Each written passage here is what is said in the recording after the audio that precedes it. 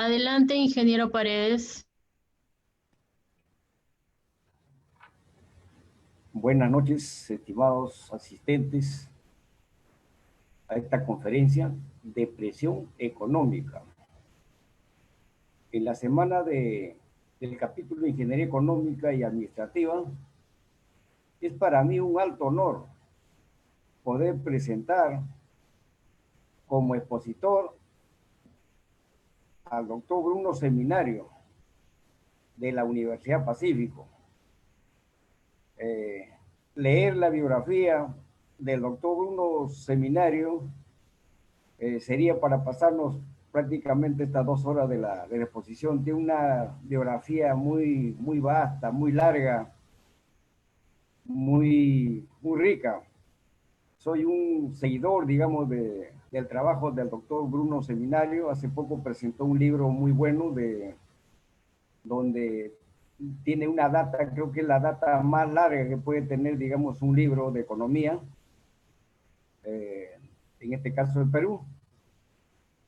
Entonces, yo lo único que puedo decir para resumir del doctor Bruno Seminario es que es profesor principal del Departamento Académico de Economía de la Universidad Pacífico e investigador principal del SUC. Es doctor en Economía también de una prestigiosa universidad como es la Universidad Católica del Perú. A su vez, también tengo que presentar a quien va a ser un panelista de esta conferencia de presión económica, al PhD en Economía por Arizona State University. Me estoy refiriendo al también profesor de la Facultad de Ingeniería Económica, el ingeniero economista Jorge Goich. Entonces, yo creo que tenemos para escuchar todas sus experiencias, su punto de vista, su visión de cara al futuro y que sobre todo nos digan cómo estamos como país en cuanto a economía, y el doctor como maneja bastante el tema de lo que es los ciclos, que nos digan pues en qué situación nos encontramos, y en estos momentos le damos el pase al doctor Bruno Seminario para que pueda seguir con su exposición. Muchas gracias. Adelante. Gracias, ingeniero. Ante todo, quiero agradecer al capítulo de Ingeniería Económica y Administrativa por haberme invitado a esta conferencia, ¿ya? Y lamentablemente algo tiene mi máquina y no he logrado activar mi micro, así que no me van a poder ver, ¿ya? Pero no hay ningún problema. Lo que se van a poder ver son las diapositivas que les voy a mostrar, ¿ya? Déjenme achicar esta doble pantalla y vamos a dividir el contenido de la exposición, ¿ya? En básicamente tres partes. En la primera parte voy a tratar de explicar brevemente, ¿ya?, las dimensiones de la depresión que enfrentamos, ¿ya? En la segunda, mostrándoles un conjunto de indicadores, ¿ya?, que reflejan básicamente la estrepitosa caída que se registró en el segundo trimestre del año y la recuperación y lo que al parecer es un nuevo periodo de desaceleración. ¿Ya? En la tercera, vamos a dedicar la segunda parte de la exposición a examinar los riesgos del futuro inmediato. ¿Ya? Y finalmente, en la tercera parte voy a discutir algunos escenarios futuros. Especialmente tratar de plantear cómo se puede comportar la economía en el 2021, 2022 y 2023. ¿Ya?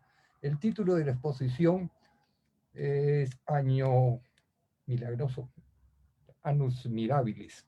He tomado el título de un año milagroso, se denomina en historia económica a un año donde se acumulan en una rápida sucesión, ¿ya?, un conjunto de eventos portentosos, asombrosos, desconcertantes. Y claramente el 2021 califica como claramente para calificar este grupo. ¿Cuáles son estos eventos y cuáles son los que hemos sufrido o hemos experimentado? En el gráfico que está en la pantalla pueden ver la trayectoria que ha tenido un indicador de actividad económica, ¿ya? Esto no es el Producto Bruto Interno, ¿ya?, sino un indicador que resume la dinámica de como 16 series de alta frecuencia. Estamos, Ingeniero Seminario, sí. disculpe, no estamos viendo su pantalla aún. Ay, ¿cómo hago entonces para que vean? Doctor, Compartir. yo le voy a guiar, doctor, no se preocupe. O sea, Ahí en la parte inferior de su pantalla hay un esto que dice compartir pantalla. Ya me chequeé eso, pero... Compartir pantalla, está de verde, y ahí usted va a abrir su pantalla. Y, yo pensaba que ya lo había hecho. Ya, lo le hice a ver. Compartir pantalla, sí, ahí está, doctor. Ahí está, muchas gracias, muy bien, muy bien. Ya. Adelante, doctor. Ya, bueno, como les estaba diciendo, lo que estoy mostrando en la pizarra es la trayectoria que ha tenido ya en este año, ya, un indicador de producción, que no es exactamente el Producto Bruto Interno que confecciona el INE. No estábamos utilizando el Producto Bruto Interno porque las series de producción del INE están demasiado atrasadas, ya, para la magnitud de la crisis. Lo hemos tratado de sustituir por un conjunto de seres, ¿ya?, que salen a una fecha más temprana, ¿ya?, y que intentan marcar distintos aspectos de la economía. ¿Cuáles son los aspectos que se reflejan en este índice? Son básicamente la demanda agregada, ¿ya?, medida por la base de ventas por las ventas internas, ¿ya?, el monto total de remuneraciones de Lima Metropolitana, ¿ya?, las importaciones de bienes de capital, el consumo de energía eléctrica, y etcétera, etcétera. Hay más o menos aquí, se resume el movimiento de aproximadamente unas 10 series, ¿ya? La ventaja de este indicador es que podemos observar su trayectoria muchísimo antes de que sean publicadas las cifras oficiales y tiene una correlación razonable con el Producto Bruto Interno. ¿ya? Como ustedes pueden ver, acá lo hemos representado un poco para poder comparar el impacto de esta crisis con la crisis inmediatamente anterior, ¿ya? En, esta línea, que no sé si se ve en el cursor, ¿ya? Es la crisis del 2008, ¿ya? La crisis financiera del 2008 que afectó al Perú, pero luego vino una recuperación. Y acá tenemos la crisis actual, ¿ya?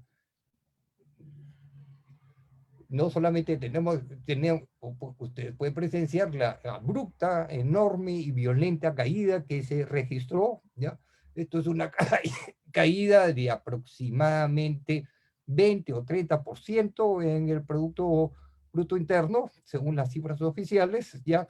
Y un descenso bien, tan violento no tiene precedentes históricos inmediatos, ¿ya? Cuando una economía enfrenta una crisis tan abrupta, estamos hablando de un evento claramente inusitado, ¿ya? Luego de esta caída abrupta, ha venido un periodo de recuperación, que es este salto que ven acá, ¿ya? Pero que no, un periodo de recuperación, y luego hay un periodo negro que es más bien, más o menos una producción. Notarán que la serie hace un punto de inflexión alrededor del mes de octubre, ya cuando se agotan estas fases de crecimiento lento y entramos en una nueva fase donde la recuperación rápida un poco que se ralentiza, ¿ya? ¿Qué es lo que estamos viendo? En realidad, ya si dividimos la serie, que esta crisis es bastante complicada, a diferencia de una crisis normal. Normalmente las crisis anteriores han sido o por problemas de balance de pagos o por problemas que tenían que ver con el descenso en la demanda agregada como consecuencia de programas de estabilización, ¿ya? Entonces, básicamente se reflejaban en la trayectoria de la demanda agregada. Esta vez tenemos mezclado un shock de oferta, ¿ya? Que es producido por el confinamiento que se tuvo que dictar en el segundo trimestre del año y que prácticamente hizo colapsar los niveles de producción de casi todos los sectores de producción, ¿ya? También el mismo confinamiento ha tenido un impacto sobre la demanda agregada, ¿ya? Este impacto sobre la demanda agregada se sintió incluso antes de la caída que ven en la crisis. Un poco, y viene vía dos mecanismos de transmisión. El primer mecanismo de transmisión está vinculado a la demanda internacional. El Perú es una economía dependiente del exterior, ¿ya? Y la crisis del COVID comenzó antes en los países asiáticos y China es ahora nuestro principal socio comercial y ya se había desacelerado durante el primer trimestre del año, incluso antes de que se sintiera que llegara el virus en el Perú. Eso ya había tenido un impacto sobre la economía que se manifestaba en una reducción de las tasas de crecimiento y en una caída en el valor de las exportaciones, en el valor de las importaciones. Ese es el impacto que viene del exterior y que ya de por sí ese impacto reducía la tasa de crecimiento en cerca de 4 puntos porcentuales. A ese impacto se sumó el shock de oferta que implicó la inmovilización en el primer trimestre, ¿ya? Y que determinó la reducción generalizada de la producción en muchos sectores de producción. ¿Ya? Y aquí hay entonces, básicamente, y un tercer impacto, en la misma el congelamiento de la producción ha producido un desempleo inusitado en el Perú, ¿ya? Un desempleo de esa magnitud no lo vemos desde hace 50, 60 años. Solo en Lima, ¿ya? Más o menos se calcula que unos 3 millones de personas han perdido sus empleos, ¿ya? Datos a nivel nacional de empleos no los conocemos con exactitud, pero si se reprodujera lo de Lima, estamos hablando de una fracción enorme de gente que ha estado desempleada. no solamente ha caído el desempleo, sino que los salarios nominales en Lima se han reducido.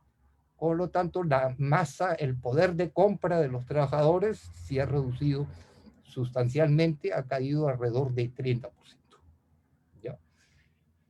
Y eso es un choque interno que ha sido amortiguado parcialmente por la respuesta del gobierno, pero no totalmente. Y especialmente en la primera etapa del confinamiento, la política fiscal no ayudó mucho a contener el descenso de la demanda agregada, porque las tasas de inversión pública también se derrumbaron en el primer trimestre y el gasto público no subió, pero tampoco no se redujo mucho, pero también se reduce, así que la política fiscal actuó de forma contracíclica. La única fuerza que tuvo, que amortiguó un poco el descenso en el primer trimestre del año fue la política monetaria, ¿ya?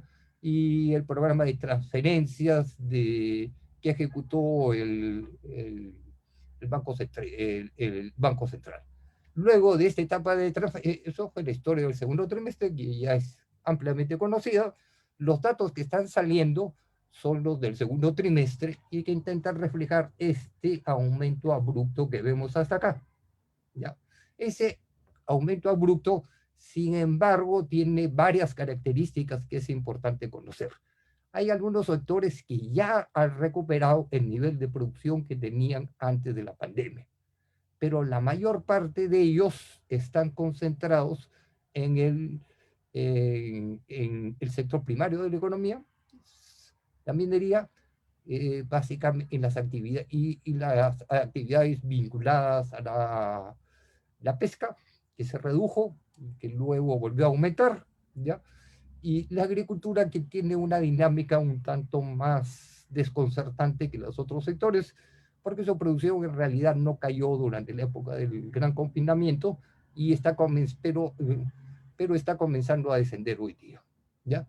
Después de esta etapa que más o menos está concentrada en el tercer trimestre del año, es lo que ya están reflejando los datos oficiales.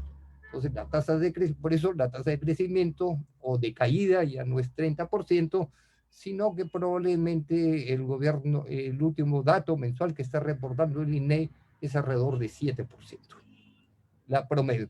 Sin embargo, no hay que olvidar que la mayor parte de los sectores, especialmente el sector servicios, continúa paralizado, ¿ya? Más o menos el sector servicios, ¿por qué es importante el sector servicios? Porque mientras no se recupere, la economía no se va a recuperar, ¿ya? La mayor parte de las industrias de servicios todavía están a 50% del nivel que tenían antes de la pandemia.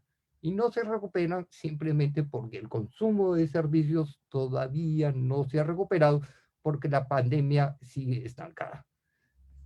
Pasada esta etapa de rápida recuperación, parece ingresado a partir de, acá se ve, en realidad a partir de julio ya se comenzaron a sentir las cosas, pero en el cuarto trimestre que está terminando, hemos ingresado a una fase donde el ritmo de recuperación se ha reducido notablemente.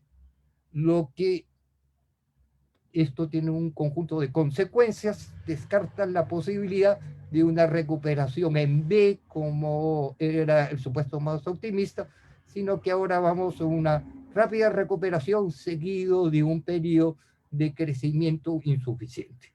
Eso es básicamente el escenario que parece estar vislumbrándose. Vamos a examinar ahora, ya que hemos visto este indicador, algunos datos. ¿Ya? Acá tienen un gráfico más claro donde está el indicador mes por mes de la caída tan fuerte, ya, la recuperación rápida, y esta es la fase en la que estoy haciendo referencia, ya, donde la economía deja de crecer rápidamente y sigue creciendo, pero a un ritmo bastante más reducido. Esto se debe a que ya se han levantado las principales restricciones de oferta, ¿ya? Pero no hay una política efectiva para contener o solucionar el problema que existe desempleo.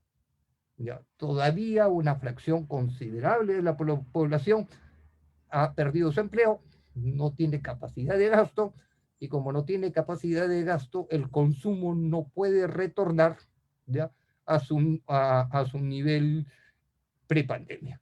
Mientras que el consumo permanezca debajo del nivel de pandemia, la economía no se va a recuperar.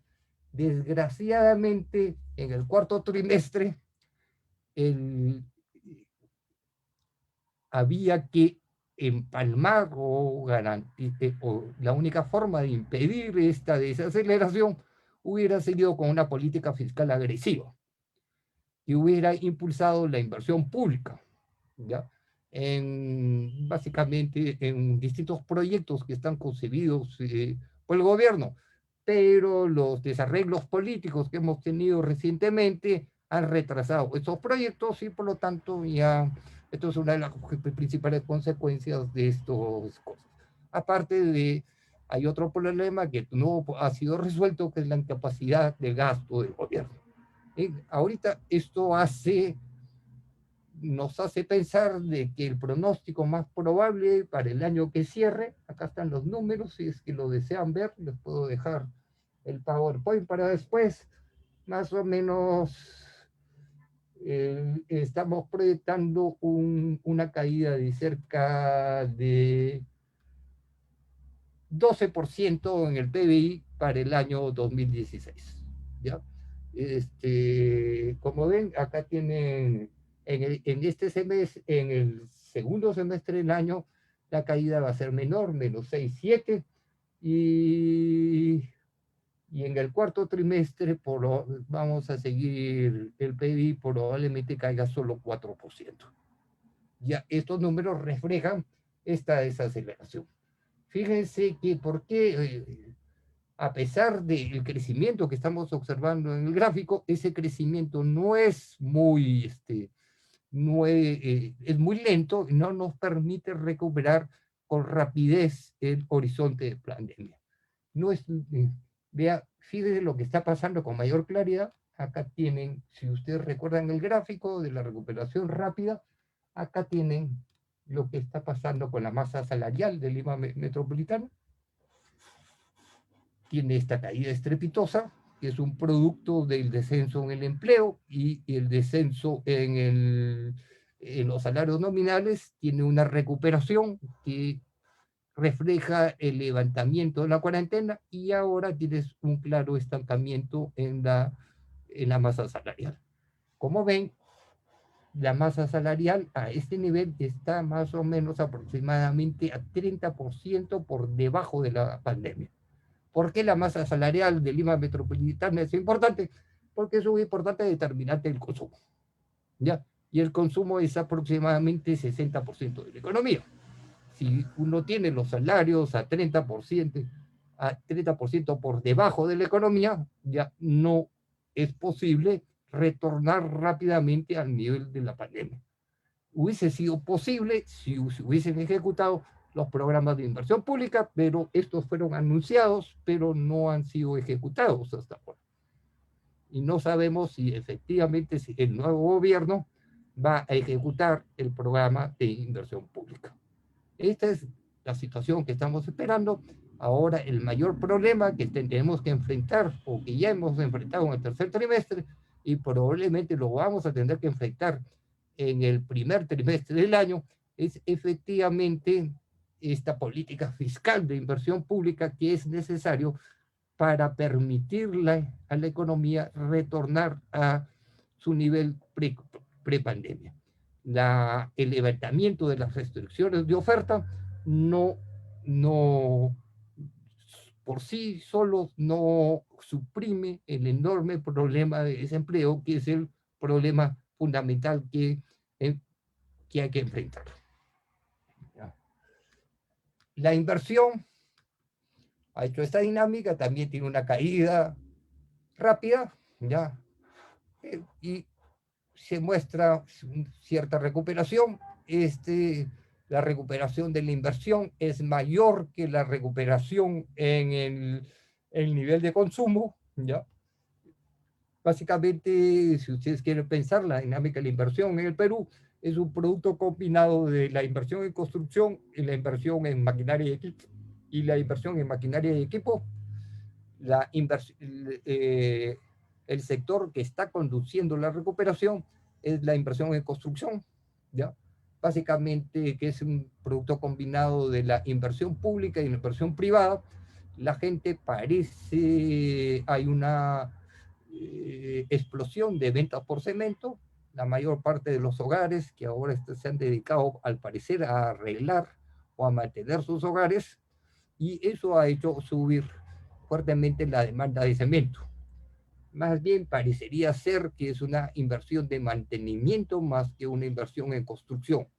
Ya, en realidad el sector debería haber reaccionado con mayor rapidez si es que la inversión pública hubiera subido. Acá tienen lo que les estoy diciendo, las ventas, ¿ya? Las ventas globales que se hacen en toda la economía como un indicador de demanda, la misma trayectoria, tiene una caída, ¿ya? Una rápida recuperación, y como pueden advertir, hay una desaceleración, ¿ya? En síntesis, al parecer, en la fase de recuperación ha ingresado una nueva etapa donde el crecimiento rápido ya terminó después de haber se levantado las restricciones de oferta, y ahora estamos ingresando a una nueva fase donde estamos sintiendo el impacto del desempleo que creó la crisis. No solamente hay ese problema en la economía, estoy mencionando el principal problema. El segundo problema que estamos enfrentando es hasta cierto punto un descenso, ¿ya? Lo estamos enfrentando en la agricultura. ¿Qué es lo que está ocurriendo en la agricultura? En la agricultura no se afectó en el periodo de la pandemia. Fue uno de los pocos sectores que no redujeron su tasa de producción, ¿ya? Pero el descenso de precios y el descenso de consumo, al parecer, hizo perder el capital de trabajo de los agricultores. Al perder su capital de trabajo y no han podido sembrar la misma cantidad de productos que sembraban antes, y ahora estamos viendo ese efecto de una forma retrasada, ¿ya? Por lo tanto, la agricultura no va a crecer, ¿ya?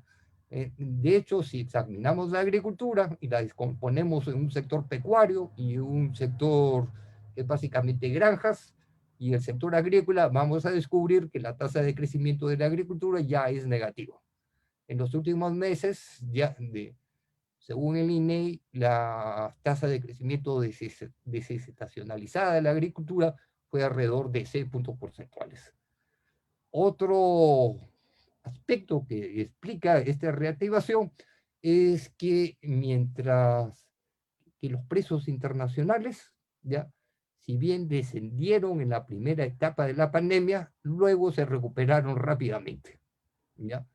Luego, sin embargo, esa recuperación de los precios internacionales no la pudimos aprovechar, ¿ya? Porque los montos de producción de la minería, ¿ya?, se redujeron, ¿ya? Y por lo tanto el valor, las exportaciones cayeron por esta reducción del volumen. Cuando la minería, al parecer, no ha logrado controlar plenamente el impacto de la pandemia. Y hay algunas minas que han vuelto a reiniciar operaciones, pero no todas, ¿ya? Y todavía los niveles de producción minera se mantienen por debajo del que tenían antes de la pandemia. Estimo que se deben normalizar, pero el problema es que cuando se han reiniciado los productos mineros, han comenzado a descender nuevamente los precios internacionales, y por lo tanto ahora nuestras exportaciones, en lugar de aumentar, han disminuido, ¿ya? Este es otro shock negativo que debemos enfrentar, ¿ya? Y a esto hay que sumarle los problemas que hay entre Estados Unidos, China, los problemas políticos que hay en Estados Unidos, etc. Pero estos shocks internacionales probablemente lo vamos a seguir sintiendo el próximo año, ¿ya? Entonces, como les digo, la demanda interna ya se va a mantener creciendo muy lentamente en los próximos meses. Y eso va a ser clave para determinar la longitud de la recesión. Esto es un apretado resumen, ya, el estado de nuestra economía. Hemos sufrido, en síntesis, ¿qué es lo que podemos preguntar? Hubo un colapso muy fuerte en el segundo trimestre del año, ¿ya? Una recuperación básicamente por oferta, por la supresión de las restricciones de la movilidad en el tercer trimestre del año, y ahora estamos enfrentando una fuerte desaceleración de la actividad productiva debido a que los programas de política económica no contemplaron impulsar la demanda.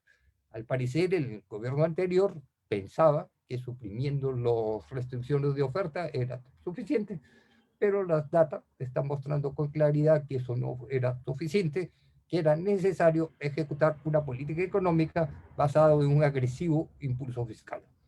Debido a eso, es probable que la tasa de crecimiento se reduzca sustancialmente en el cuarto trimestre, especialmente cuando comparemos. Haciendo el resumen de todo lo que ha ocurrido, la tasa de crecimiento da menos 12%, entre menos 12 y 14 y menos 14% para el presente año. Esto es probablemente una de las peores recesiones de los últimos 50 años. Ya. El gran problema de cuáles son los riesgos para que debemos ver o examinar para el 2021. ¿Ya? Más o menos, y antes tenemos que conocer bien estos riesgos antes de hacer un pronóstico. Y los he anotado, ya, bien. En primer lugar, hay que reconocer que la epidemia no está controlada. De hecho, en muchos países, de hecho, Europa está enfrentando una segunda ola de contagios. ¿Ya? Y normalmente en el Perú, si bien los casos y los contagios se han reducido, no tenemos ninguna razón para pensar de que la epidemia esté plenamente controlada. La gran pregunta es, ¿puede haber, igual como en Europa, una segunda oleada de contagios, una nueva emergencia sanitaria? ¿Ya? Si esto ocurre, obviamente la economía se va a volver a paralizar por la emergencia sanitaria. Ya. En Europa, de hecho, las economías europeas se han vuelto a paralizar. ¿Ya? Y el gran problema es que la nueva paralización de Europa también nos impacta porque también reduce nuestras importaciones. Hay una gran discusión si en el Perú puede haber una nueva ola de contagios o no puede haber una nueva ola de contagios. Algunas personas que opinan que no, ¿ya? Porque han hecho sus cálculos y dicen que el Perú ha alcanzado la inmunidad de rebaño, ¿ya? Otras personas que consideran muy atrevido esta conjetura de la movilidad de rebaño, pero esto es un gran riesgo. Si vuelve a recrudecer, hay una segunda oleada de la epidemia, obviamente la economía se va a volver a contraer. ¿Ya? El segundo problema, ya lo he descrito, ¿ya? Es un problema económico, ¿ya? No hay desempleo masivo hoy, pero realmente masivo. Probable, más o menos, solo en Lima hay 3 millones de personas que han perdido su empleo, ¿ya? Por si acaso, si revisan las cifras que publica rutinariamente el INEI, eso no aparece como desempleados, ¿ya? Simplemente el INEI ha reducido la población económicamente activa. Ha declarado inactivo a los 3 millones de personas que no tienen empleo, ¿ya? Eso es un truco estadístico, pero es fácil de recuperar. Más o menos entre el 30 y 40% de la fuerza laboral no tiene empleo en este momento en el Perú. Esto tiene una implicancia, como les digo, sobre la dinámica del consumo, pero también tiene obviamente una implicancia política. Ya, no podemos mantener a un tercio de la población desempleada sin pretender que no haya consecuencias. Ya, esto es una situación casi explosiva. También hay fuertes riesgos de la política económica. ¿Ya? En la política hay fuertes riesgos de equivocarse fuertemente. ¿Ya? La política de reactivación o de contención de la depresión no es neutral, ha elevado fuertemente la deuda, tanto del sector privado como la deuda pública, y esta fuerte elevación que se ha registrado en la deuda obviamente va a comprometer la salud de las finanzas públicas, ¿ya? En el mediano plazo, ¿ya? Aquí, ¿cuál es el principal riesgo? Es que los conductores de la política fiscal se asusten por los desequilibrios externos y contemplen una política fiscal contractiva antes de tiempo. Si efectivamente se equivocan antes de tiempo a la hora de contraer la inversión pública y deciden retirar los impulsos fiscales, esas acciones de política pueden agravar aún más el impacto recesivo. Ese es el principal riesgo que tenemos de la política económica. En el caso de la política monetaria, obviamente la política monetaria tiene sus límites y no se puede seguir incrementando la base monetaria de la misma forma en que se ha hecho, ¿ya? Y estos son programas de un alcance limitado. Lo que se necesita es una mezcla de política monetaria neutral y básicamente política fiscal expansiva. Y se necesita mantener esa mezcla por lo menos durante todo el próximo año. Si la retiramos antes de tiempo, lo que vamos a hacer es prolongar la recuperación y agravar aún más los problemas. Bueno, el cuarto factor es la inestabilidad política. Bueno, no tengo que comentarles esto, o sea, básicamente en los últimos 4 años hemos tenido 4 presidentes, en este año ya vamos por el tercero, ¿ya? Y las elecciones están próximas, va a haber un cambio de gobierno. ¿Y por qué el cambio de gobierno es importante? No por las razones usuales, sino que por normalmente los nuevos gobiernos tienen dificultades para manejar, ¿ya? Los programas de inversión pública. Normalmente cuando hay cambios de gobierno se registra cierto descenso en las tasas de inversión pública. Si dependiendo de quién es elegido, sea elegido, puede tratarse de un partido poco experimentado en el manejo de las haciendas públicas y el manejo de la inversión pública, y entonces la inversión puede retraerse simplemente por este cambio en el gobierno y agravar aún más el problema del descenso de la demanda. Esto es un fuerte riesgo. Sin embargo, hay otros riesgos, ¿ya? Una pregunta relevante que se están haciendo muchas personas del mundo: si efectivamente cuando la pandemia haya sido controlada, lo que implica que aparezca la vacuna y que la vacuna se difunda, ¿ya? Se va a volver a la normalidad, ¿ya? Hay razones para pensar que ya no, que la nueva normalidad al cual se va a retornar la economía no va a ser la normalidad a la cual estábamos acostumbrados. Por una razón muy simple, ¿ya? La pandemia parece haber aumentado la velocidad de lo que se denomina la cuarta revolución industrial, introduciendo estas técnicas de trabajo a distancia, ¿ya? Y difundiendo más rápidamente las teleconferencias, las conferencias a distancia y las compras masivas en Internet. Esto puede ser un efecto permanente. El problema es que el trabajo de distancia tiene un conjunto de consecuencias sobre toda la lógica en que se basaron las ciudades después de la segunda revolución industrial, especialmente las ciudades de tamaño de Lima, ¿ya? El desplazamiento de la gente a sus lugares de trabajo genera una demanda de servicios derivada. O sea, la gente tiene que comer en la calle, compra cosas en la calle, demanda servicios de transporte, ¿ya? Y lo que ha ocurrido con esta generalización del trabajo de distancia es que en muchas empresas, especialmente las empresas más que contrataban el trabajo más calificado, han descubierto que después de todo no es necesario este desplazamiento todos los días en las oficinas, que mucha gente puede trabajar en su casa, ¿ya?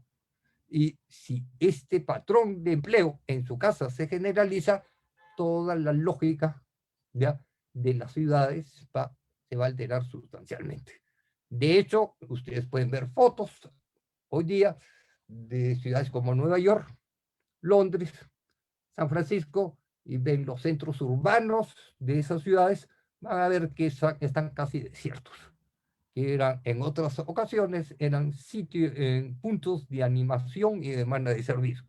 Si desaparecen esos demandas de servicios, aún que no haya epidemia, porque se generaliza este nuevo sistema de Internet, estamos hablando de una economía que funciona de una forma bastante diferente a la que teníamos antes de prepandemia. Casi todos los países ya van a tener que adaptar sus sectores de servicios a introducir cambios fuertes, cambios estructurales en la lógica de sus espacios urbanos que pueden demorar 10 años. Y como sabemos, cuando se inician los cambios, los países que no se adaptan rápidamente a estos cambios son los que van a experimentar las mayores dificultades en el sistema. Parece que hasta cierto punto la supresión de la pandemia no garantiza que se retorne a esta nueva normalidad. Esto está asociado a la cuarta revolución industrial. La pandemia parece haber aumentado su velocidad. Como si no fuera suficiente, ¿ya?, la última noticia que tenemos, ¿ya?, es que en Sudamérica se está registrando la mayor sequía de los últimos 50 años. ¿Ya? Especialmente en Argentina, Brasil, Chile y el Cono Sur. ¿Por qué esta sequía es importante? Hasta ahora en el Perú no se sienten plenamente los efectos porque estamos protegidos por la corriente del Niño. Pero Argentina, Brasil son los mayores exportadores de alimentos del mundo y eso implica una fuerte inflación internacional del precio de los alimentos. Y podríamos se podrían comenzar a manifestar fuertes aumentos en el precio de los alimentos que produce Argentina y Brasil, es decir, soya, trigo, etcétera, que puede complicar la gestión de la política monetaria, ¿ya?, en el futuro, ¿ya?, y complicar aún más la cosa que tenemos que ver. Estos son los riesgos, ¿ya?, que hay que visualizar el próximo año, ¿ya? ¿Qué puede pasar el próximo año? ¿Ya? No les voy a mostrar los números porque todavía no los he terminado, pero lo que pueden esperar en resumida cuenta y verbalmente sería lo siguiente. Las tasas negativas de crecimiento probablemente van a continuar hasta el primer trimestre del próximo año, ¿ya?, porque los niveles de recuperación, como ven, el índice de producción está todavía 10% por debajo del nivel prepandemia y el nivel y el primer trimestre del año está, por lo tanto van a ser negativos, ¿ya? Después, entonces lo primero que van a ver es tasas negativas de crecimiento en el primer trimestre del próximo año. Luego, en el segundo trimestre, vamos a tener tasas de crecimiento fuertemente positivas, ¿ya? Porque si bien el nivel de producción permanece 10% por debajo de la pandemia, la caída en el PIB fue 30%, y por lo tanto tendríamos una tasa de crecimiento de cerca de 20% en el segundo trimestre del año, ¿ya? Entonces vamos a tener una cosa curiosa. De negativo nos vamos a tener una tasa muy fuerte, ¿ya? Luego, ya conforme vaya avanzando el año, esa tasa de crecimiento de cerca de 20% va a ir descendiendo, ¿ya? No tanto porque la economía se esté recuperando, sino porque la economía comenzó a crecer rápidamente. Y va a seguir, y va a ir descendiendo, y va a seguir descendiendo hasta que luego converja en un punto. La trayectoria, reflejar esa trayectoria cualitativamente sencillo, reflejarla cuantitativamente es un poco complicado, ¿ya? Yo asumo que debe dar, en principio, una tasa de crecimiento para el próximo año mayor a 10%, simplemente por la fuerte recuperación estadística que se va a observar en el segundo trimestre del año. Esta tasa tiene un conjunto de consecuencias, ¿ya? No, si ven proyecciones que de cerca de 10, 12% de subida, no se entusiasmen, esas proyecciones no significan que la economía se ha recuperado, ¿ya? Probablemente la economía, sino simplemente de que para que haya recuperación de una economía se tienen que alcanzar los niveles de producción precrisis, ¿ya? Y con 10% de crecimiento no alcanzamos los niveles de producción precrisis, ¿ya? Eso probablemente, dependiendo de los desarrollos políticos y de las decisiones de política fiscal, es un evento que por lo menos debemos esperar que suceda con optimismo hasta el 2024. O sea, el horizonte mínimo que tenemos de pensar es que no vamos a alcanzar la recuperación plena hasta el 2024, el último año del próximo gobierno que elijamos, ¿ya? Eso básicamente es el escenario que se puede vaticinar dadas las últimas tendencias, ¿ya? Creo que con esto he terminado, ¿ya? Y no sé si... Y eso era todo lo que tenía que decir. Gracias por haberme escuchado.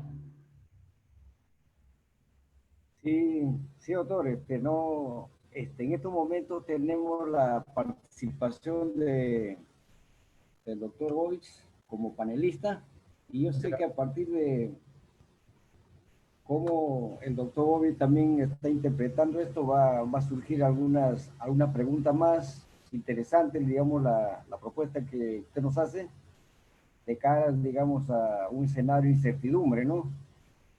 Doctor Jorge Bovich, tiene usted la palabra. Muchas gracias, ingeniero Paredes. Un saludo al doctor Bruno Seminario por su excelente exposición, muy importante, muy interesante, con mucho detalle, y muestra claramente su dominio, ¿no?, como investigador en estos temas, muy reconocido no solamente en nuestro país, el profesor Seminario. Agradezco también la invitación del capítulo de Ingeniería Económica y Administrativa por esta oportunidad de participar en esta actividad. Y también, bueno, saludo a todas las personas participantes que están atentos al desarrollo de esta conferencia y los comentarios que yo pueda hacer. Yo voy no tengo una presentación, en realidad, como el rol es de comentarista, digamos, ¿no? De complementar o seguramente añadir o presentar puntos de vista que podrían corresponder. En ese sentido, yo voy a aprovechar, obviamente, la excelente presentación del profesor Seminario, simplemente para hacer primero digamos, una especie de síntesis, que coincido plenamente con lo que él ha presentado, y quizás matizar y hacer algunas precisiones complementarias que desde mi punto de vista quizás pudieran también ser relevantes en la situación económica, que en esta circunstancia se hace más relevante tomar en cuenta también, aunque no es dirimente, el aspecto político y en algunos aspectos de índole social que solamente emergen producto de la situación económica que nos encontramos. Primero, decir que efectivamente en la perspectiva de esta interesante visión de largo plazo, ¿no? Independientemente del indicador más usado o con el que ha generado el profesor Seminario, es evidente pues que estamos en un tema de ciclo económico, y quizás aquí el razonamiento, lo que yo añadiría en esto es que efectivamente lo que hay que buscar es que, dada este proceso de recesión que se viene agravando, porque virtualmente ya tenemos casi confirmado 3 ciclos negativos, sabemos y todos estamos pronosticando que el PBI caerá durante el año 2020 respecto al 19. Entonces, aquí la reflexión es que efectivamente, pensando en la perspectiva de la historia, obviamente hay que buscar que esa caída deje de ser profunda y comencemos a tener esta senda que muy bien se ha presentado de recuperación. Pero en la perspectiva de este razonamiento económico, entonces lo ideal es que esta reactivación, esta recuperación, mejor dicho, pueda ser sostenida y sostenible en un contexto difícil desde el punto de vista del contexto internacional, que no necesariamente todo quizá pueda favorecer, en un contexto en el cual va a quedar muy golpeada nuestra economía desde el punto de vista real, inclusive de capital humano, por tiempo perdido en muchos lugares, digamos, de educación, y también desde el punto de vista social, en la medida de que vamos a enfrentar o tener en los próximos meses elecciones, y ahí hay algunos grupos que están propiciando en un principio, inclusive de alguna forma modificar, no se dice explícitamente, pero se sobreentiende modificar el modelo económico de la Constitución. Entonces creo que este aspecto de la recuperación, de que se pueda hacer rápido y que supere lo que técnicamente pensemos todos, digamos, no sufra de algunos de estos elementos externos que nos podría complicar, y efectivamente es cierto, realmente después de grandes, tremendos problemas serios económicos, obviamente generalmente se presentan circunstancias de cambios profundos que eventualmente también deberían darse posiblemente. Y eso, simplemente muy breve para no, digamos, perder de vista, afianzar efectivamente que aquí tenemos un problema económico, que es un problema económico no derivado, obviamente, de una mala política económica, sino este es un problema que ha, digamos, sido resultado del impacto de un problema sanitario y un problema externo. Ese es un shock tremendo sanitario externo, de que, como a todo el mundo, también a nosotros nos ha afectado y nos ha llevado al problema que muy bien ha explicado el doctor Seminario. Se nos cae la producción y el empleo por el lado real, luego lleva a un nivel de confinamiento y eso sucede allí, y eso de manera simultánea y concurrente nos ha llevado efectivamente a la caída de la demanda agregada. La demanda interna, consumo e inversión, y luego también la parte de exportaciones, que en volumen, como bien se ha dicho, ha caído. Entonces, estamos en un problema en que los dos grandes flujos, digamos, desde el punto de vista agregado, han sufrido una tremenda caída. Claramente, esto, ya los indicadores han sido muy bien presentados en términos de producción, de empleo, concurrente con el empleo, la masa salarial, efectivamente casi 40% ha caído, pero lo que sí quisiera yo, digamos, destacar en este contexto también es señalar de que desde el punto de vista monetario mantenemos estabilidad monetaria, ¿no? O sea, la inflación sigue bajo el 2% de meta. Obviamente esto ha sido en mucho resultado también, no solamente una buena política monetaria, sino que obviamente también porque ha habido una reducción fuerte y severa en el consumo privado principalmente. Entonces, esto es un problema, digamos, que nos ha afectado, y que las exportaciones, el volumen también, como se ha dicho, ha caído. Entonces, ¿cómo hacer o cómo enfrentar y qué resultado tenemos? Efectivamente, tenemos que se mantiene la estabilidad monetaria, y en segundo lugar también, de momento, mantenemos un nivel de calificación de riesgo y de solvencia externa bastante bueno. Creo que son fortalezas que eventualmente ojalá no se vayan a perder en la medida de que efectivamente la programación que se haga para los próximos meses y luego para el próximo periodo de gobierno, de alguna forma pueda servir o mantener los tramos, las trayectorias y las políticas que todos deseamos, con el hecho de que efectivamente la recuperación, como se está esperando en estos tiempos, en el sentido, y al menos así lo interpreto por ahora, podemos darle otro nombre, pero en el sentido de que lleguemos a un nivel de producto similar al que tenemos en 2019, hay diferentes formas de verlo, porque van a ser distintos escenarios en función de los supuestos que habría que hacer en función de estos elementos, no solamente desde el punto de vista de política económica, monetaria y fiscal, sino desde el punto de vista de política económica que el nuevo gobierno pueda postular y también el que el contexto internacional nos pueda ir ofreciendo, dado que efectivamente algunos cambios ocurrirán así en el mediano y largo plazo.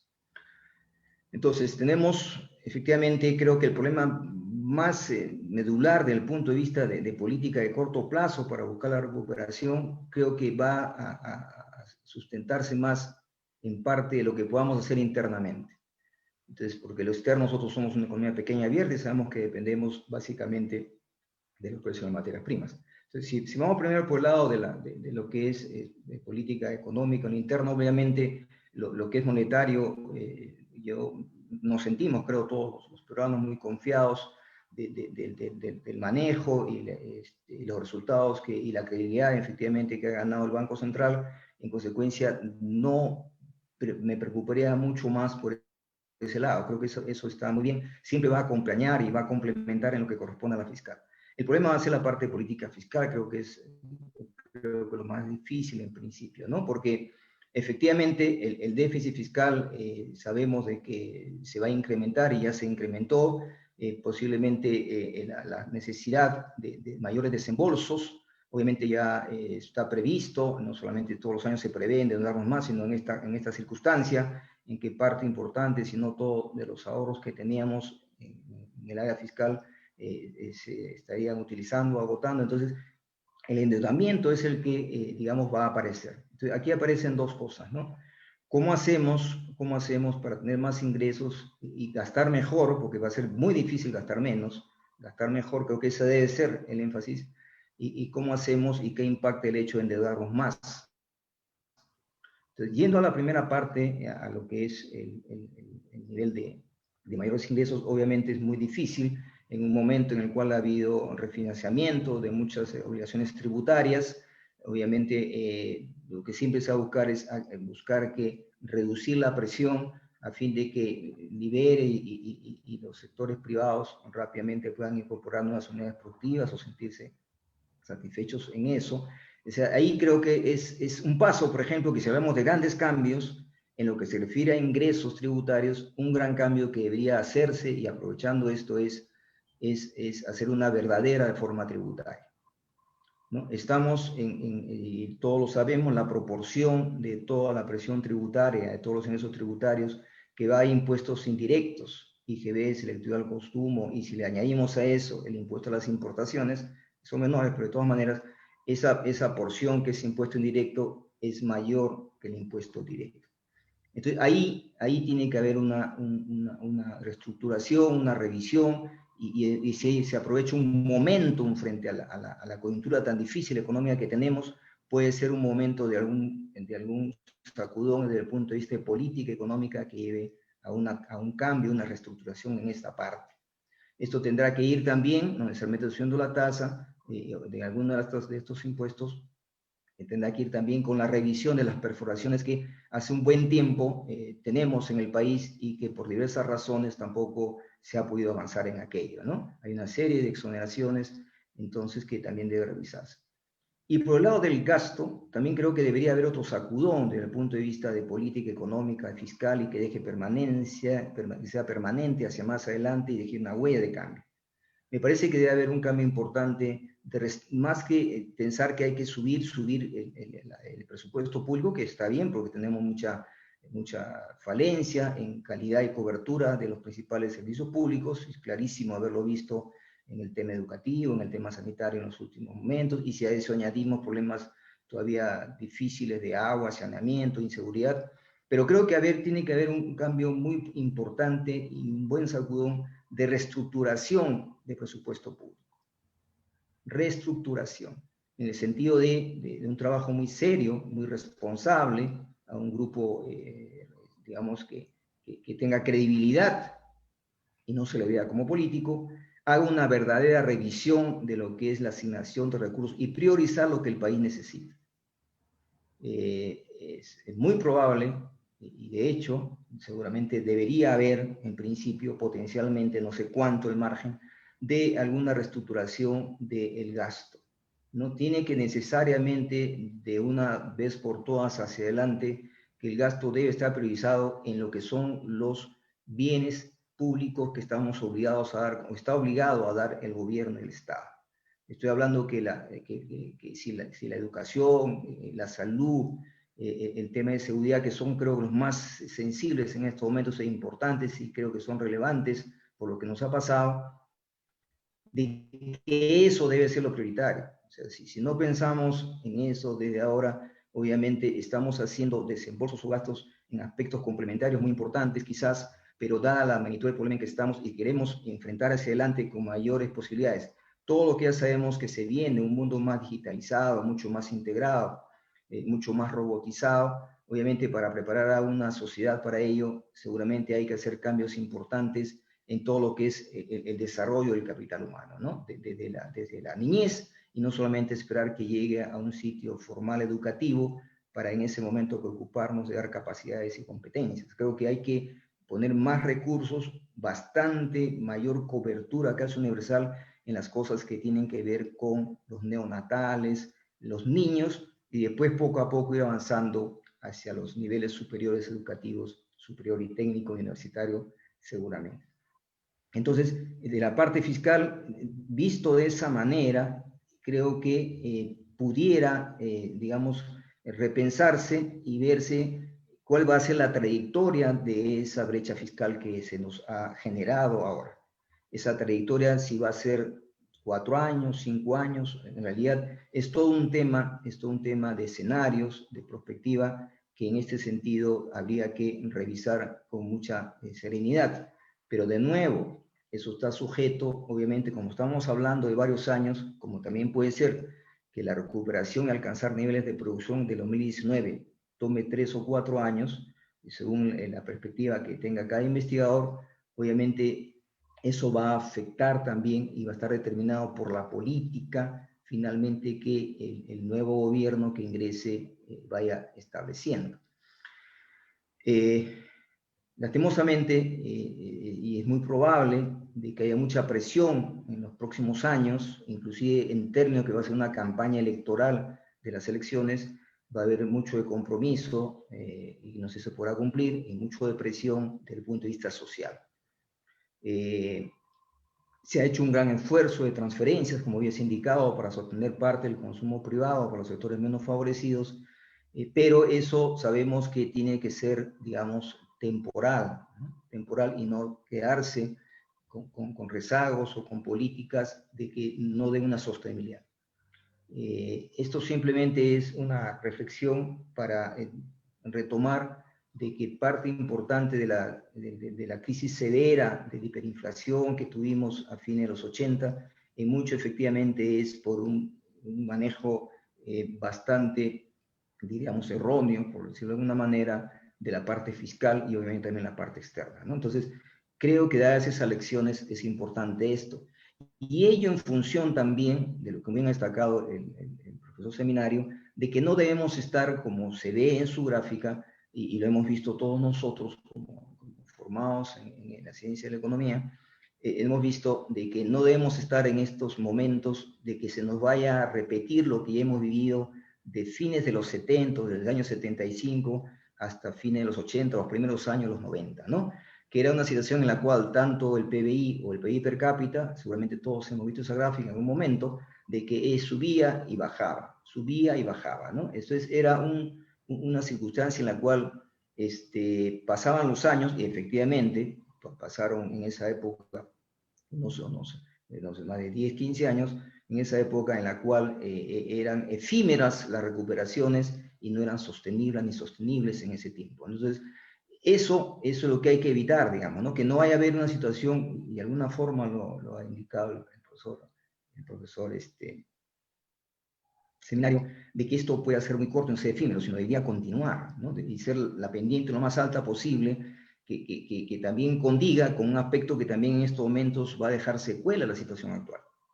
La situación actual va a dejar secuela de que va a ser un año, o 2 años, o año y medio, en el cual el proceso de inversión para que se recupere a niveles que el país se modernice, sea más competitivo, obviamente es un tiempo que se ha perdido. un tiempo que se ha perdido, de alguna manera, unos países más, otros menos, pero para nosotros sí ha sido muy, muy grave, porque efectivamente la inversión, sobre todo la inversión en construcción, estaba pues estancado no solamente en la parte pública porque se había parado el aparato estatal, sino también porque la actividad de construcción estaba rezagada en términos de la apertura de actividades después de la pandemia. Entonces, esto es un poco lo que veo, lo que quisiera complementar, añadir a lo que bien explicado el ponente, sobre lo que es el futuro. A esto quisiera añadirle también dos elementos que tienen que ver con el entorno, con el sector externo, que creo que es bien relevante también quizá mencionarlo.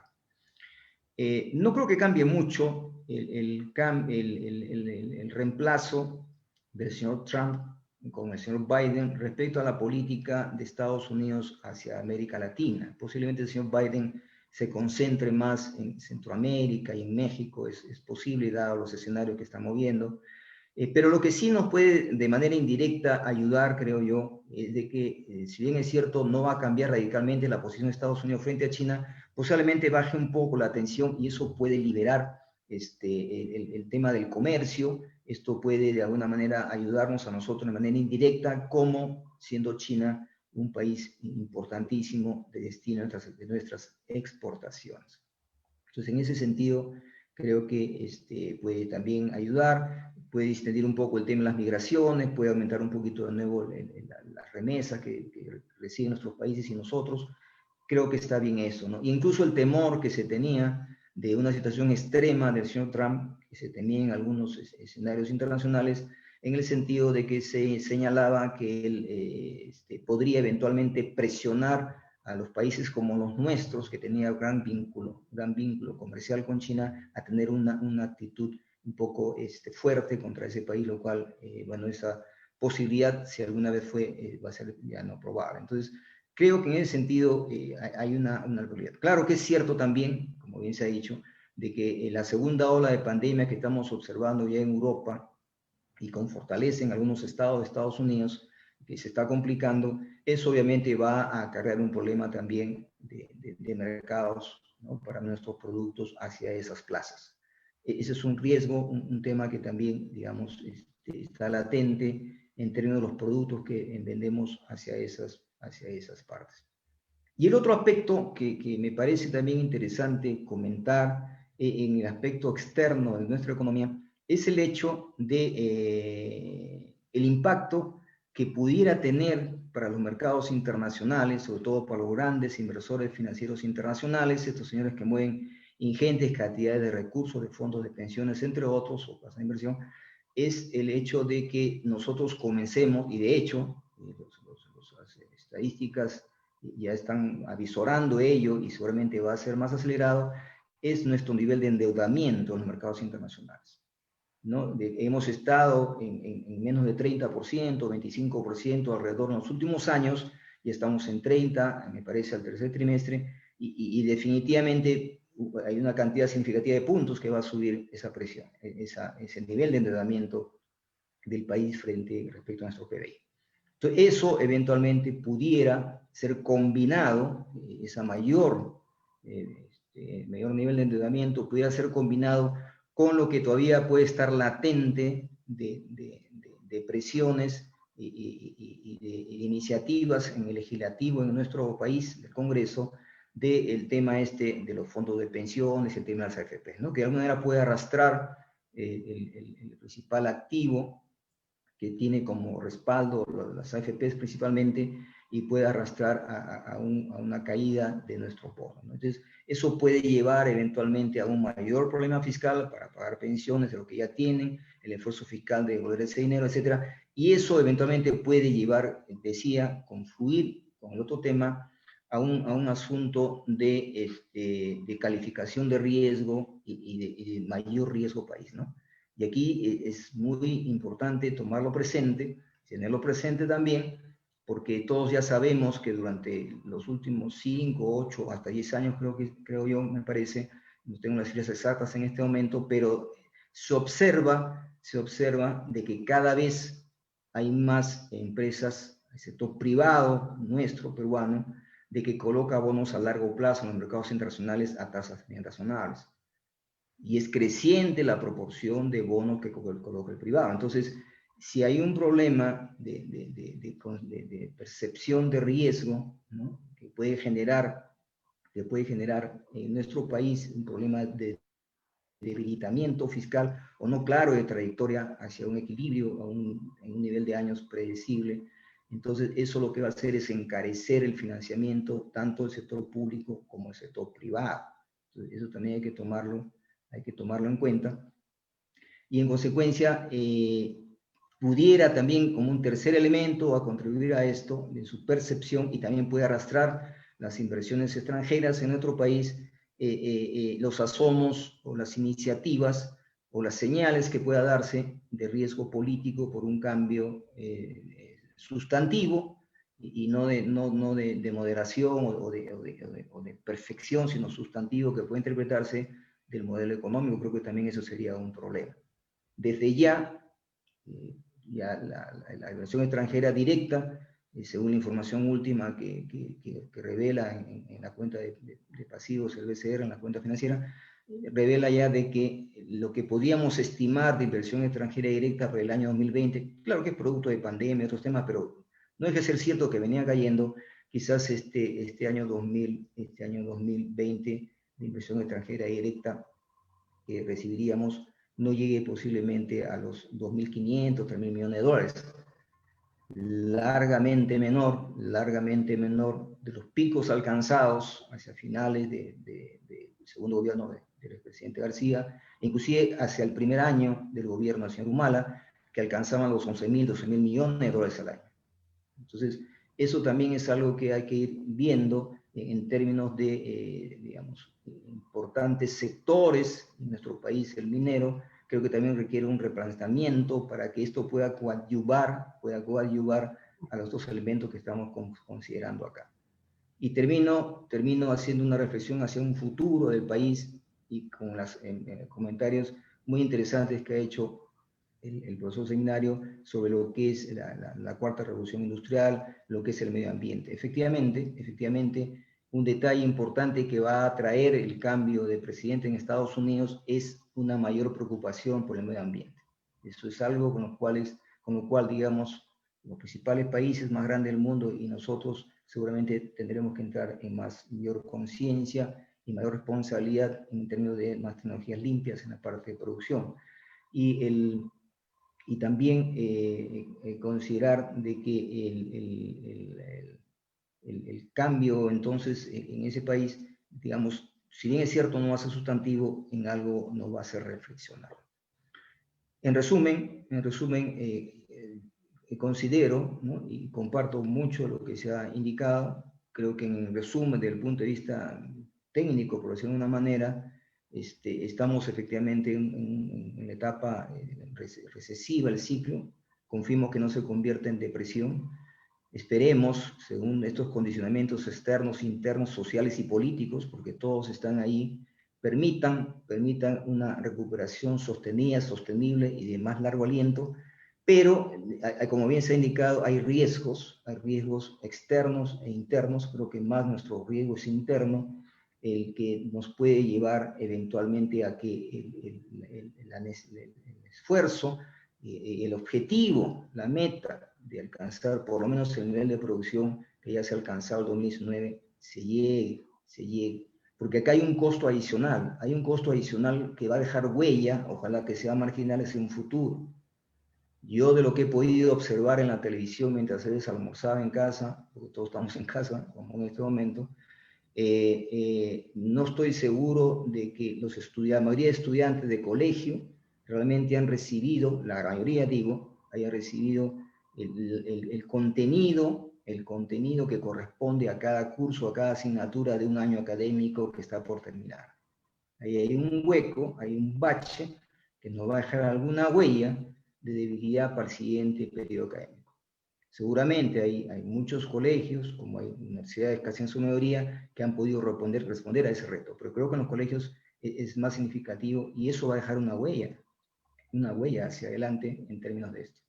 Y otro problema que va a dejar también como huella hacia adelante la pandemia hasta estos momentos, y ojalá que rápidamente podamos salir de ello, es que dentro del problema que se ha afectado al empleo, efectivamente ha habido cierta recuperación de los niveles que había de empleo, pero obviamente ha sido a costa de un mayor de empleo informal. O sea, la informalidad que se estima, y hablamos todos de un 70%, seguramente a fines de este año hablaremos de varios puntos más, no sé, es un tema ya de los expertos en el asunto, 75%, 74%, 78%, pero en fin, eso hace más complicado y más difícil hacer el país más productivo y competitivo, ¿no? En ese sentido.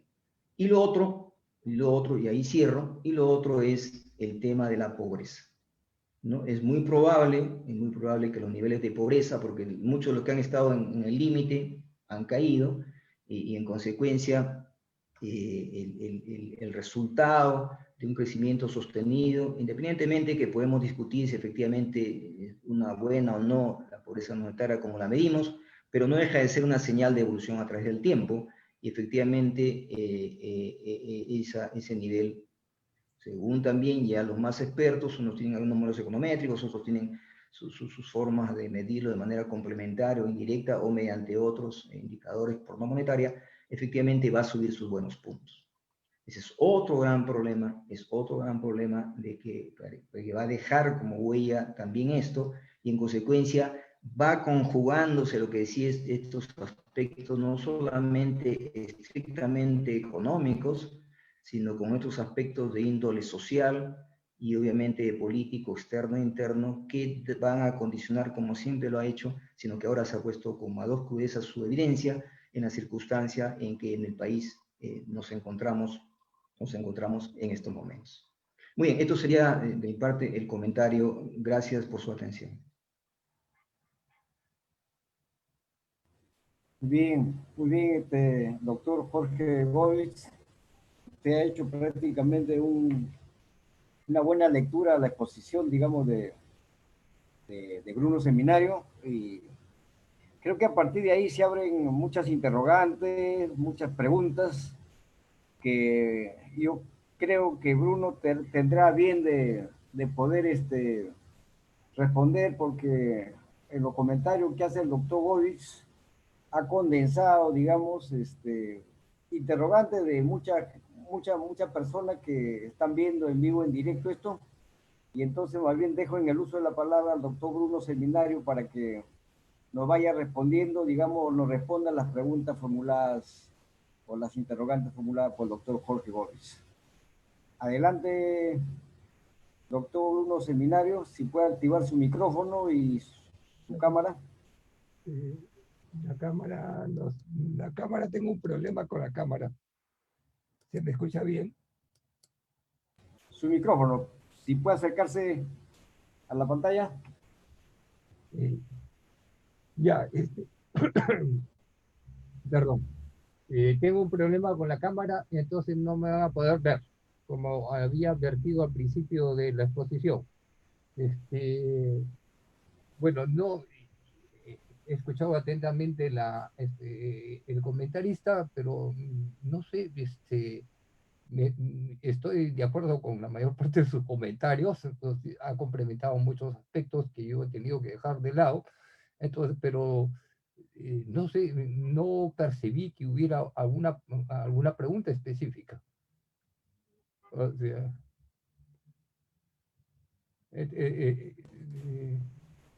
por supuesto que todos los puntos, así que lo que puedo hacer es resaltar algunos de los puntos que él ha insistido. O sea, no. Sí. Fíjese que Así es, doctor, así es, está bien, está bien.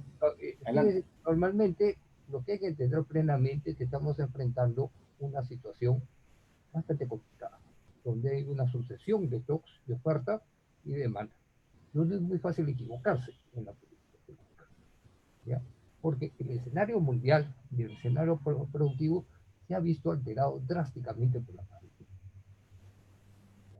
Y puede que, es bastante probable que no retorne a una plena normalidad, ¿ya? Entonces, cuando ocurre esto, un shock tan catastrófico como el que hemos experimentado, normalmente ya las reacciones que ocurren después del shock impiden que se retorne a la situación normal, que sería la más deseable. ¿Ya? Acá sí es cierto ya, que hay un gran problema fiscal. Mucho de este problema fiscal ya es generado por el descenso en el producto. ¿Ya? De hecho, antes de la pandemia, el Perú tenía un ligero superávit fiscal. ¿Ya? Y lo que ha ocurrido es que la base tributaria, como consecuencia de la pandemia, los impuestos han caído 30-40%. A un Estado se le cae, para que te tenga una idea, una caída de impuestos de 40-50% es similar a la reducción en ingresos tributarios que experimentó el Perú después de la guerra con China. ¿Ya? Cuando se perdieron de golpe todos los ingresos del guano, y eso hizo retirar al Estado por lo menos 10 o 15 años.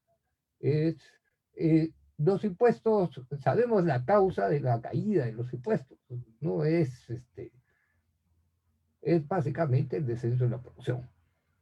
La mejor política para combatir y consolidar el fisco es recuperar lo antes posible la producción, ¿ya? Para recuperar las ventas y recuperar la fase tributaria. Ese debe ser el objetivo básico de la política fiscal, ¿ya?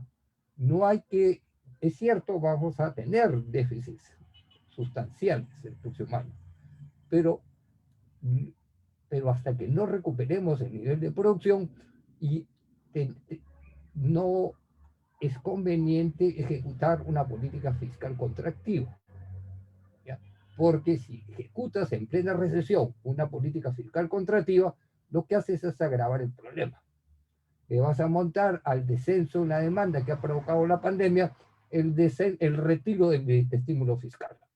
Entonces, esto no significa que vamos a tener déficits fiscales permanentes, sino que la decisión que tiene que tomar el ministro de Economía es escoger precisamente el momento donde efectivamente se debe iniciar el proceso de consolidación fiscal.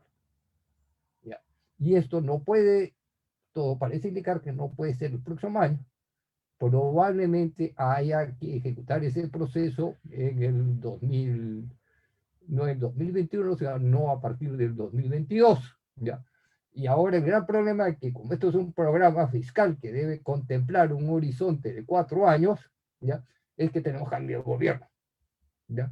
Y no sabemos si efectivamente las autoridades que van a suceder conozcan la magnitud del problema, ¿ya?